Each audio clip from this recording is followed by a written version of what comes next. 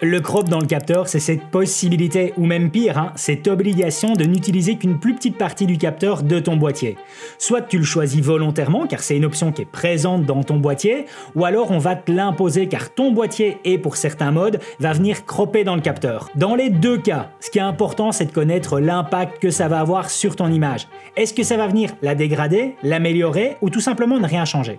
On va regarder ensemble plusieurs points. Le premier sera de savoir pourquoi et comment l'utiliser. Ensuite, on va essayer de voir si ça affecte la qualité de ton image. Après, on va essayer de mesurer l'impact par rapport à la quantité de lumière. On va essayer de comprendre, on va essayer de voir s'il en faut plus ou s'il en faut moins. Et puis pour terminer, on va brièvement regarder d'autres éléments, voir si ça affecte d'autres enjeux, comme par exemple avec le rolling shutter. Petite parenthèse, mais là ce que tu es en train de faire, c'est juste génial. Tu es occupé à regarder une vidéo utile pour mieux comprendre ton équipement et mieux l'utiliser. Donc tu peux te féliciter et te faire des bisous. On continue. Pourquoi l'utiliser? En fait, tu as plusieurs réponses qui sont possibles et la première, ce sera pour t'offrir plus de possibilités sur base du même objectif. Si je prends par exemple ce 50 mm et que je viens utiliser le mode crop du Lumix S5 II X, j'obtiens un 75 mm. Ça veut dire que si je dois filmer quelque chose qui se trouve plus loin et que je n'ai pas le temps de changer d'optique, j'ai juste à activer le mode crop et je pourrais avoir le rendu d'une focale plus longue. Moi perso, pour tout ce qui est captation en événement, je l'utilise tout le temps. En fait, j'ai même assigné un raccourci sur le boîtier, comme ça je navigue constamment entre justement l'utilisation complète du capteur et le mode crop. C'est super utile. La deuxième chose qui va venir justifier l'utilisation du crop, c'est par rapport à certaines optiques. En fait, si tu disposes d'objectifs ou alors que tu désires utiliser des objectifs qui de base sont prévus pour justement des capteurs plus petits comme du Super 35, le mode crop il est juste parfait. Perso, une optique que j'adore, c'est le Sigma 18-35. C'est un objectif qui est presque légendaire à présent, mais qui est surtout prévu pour du capteur plus petit. Si tu le mets de base sur un boîtier plein format, tu auras du vignettage. Du coup, en utilisant le mode crop, je peux continuer d'utiliser cet objectif sans aucun souci. Et pour terminer, c'est quand t'as pas le choix. C'est quand le boîtier offre soit une résolution ou une fréquence d'enregistrement qui ne sera possible qu'en utilisant justement une partie plus petite du capteur.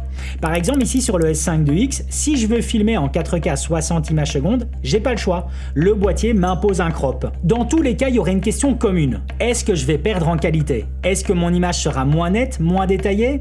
On peut même se demander si au final, le fait de cropper dans le capteur n'est pas équivalent au fait de filmer sur l'entièreté du capteur et juste venir zoomer dans l'image en post-production. La question se pose vraiment. Ici, j'ai filmé un plan sur l'entièreté du capteur ainsi qu'avec le mode crop. Si je décide de ramener le plan filmé sur l'entièreté du capteur au même ratio que celui filmé avec le mode crop, on peut voir clairement une diminution de qualité avec moins de détails dans mon image. En fait, le mode crop m'offre véritablement la même qualité d'image qu'avec l'entièreté du capteur, mais sur un ratio différent. C'est pas un compromis, mais c'est un véritable outil que je vais venir justement utiliser si je m'aperçois que ma focale n'est pas assez longue. C'est bien mieux de travailler comme ça que de venir justement zoomer dans son image originale et qui elle aurait été filmée sur l'entièreté du capteur. D'autant plus que le plan filmé avec le mode crop, je peux aussi zoomer dedans et la différence avec le mode qui sera filmé via l'entièreté du capteur sera encore bien plus visible.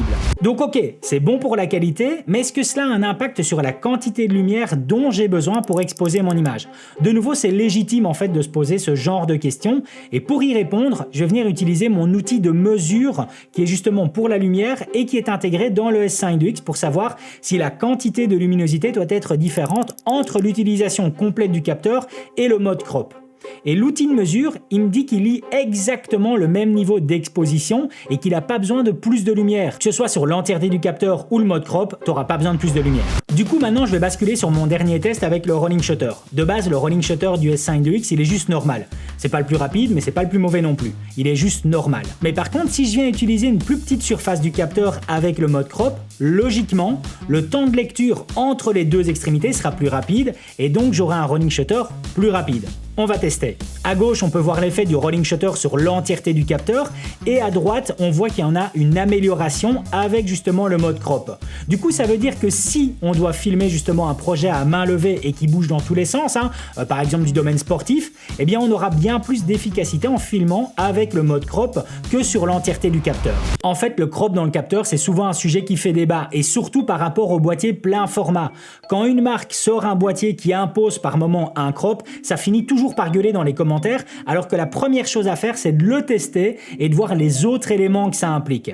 Et d'ailleurs, c'est là que se trouve le piège de cette vidéo. Ce que j'ai testé ici, je l'ai testé par rapport au Lumix S5 2X. Si ton boîtier Canon, Sony, Nikon, peu importe la marque, offre aussi un mode crop, je peux pas te garantir le même résultat. Par contre, je peux te garantir que si tu prends 1 heure de ton temps pour faire les mêmes tests que moi ici, eh bien tu pourras répondre à la question. Moi perso, ce mode c'est devenu un véritable outil et un outil sur lequel je compte énormément. C'est un outil qui est présent dans mon cahier des charges lorsque je viens à choisir une nouvelle caméra. Je t'encourage fortement à le tester de ton côté car je te promets que ça vient vraiment à t'aider sur le terrain. N'hésite pas à partager ton expérience et tes connaissances en commentaire si tu penses que cela peut aider la communauté. Toujours dans le rayon de l'utilité, je t'invite à regarder cette vidéo dans laquelle je te partage les meilleures applications mobiles pour venir t'aider sur le terrain durant tes tournages. À tout de suite.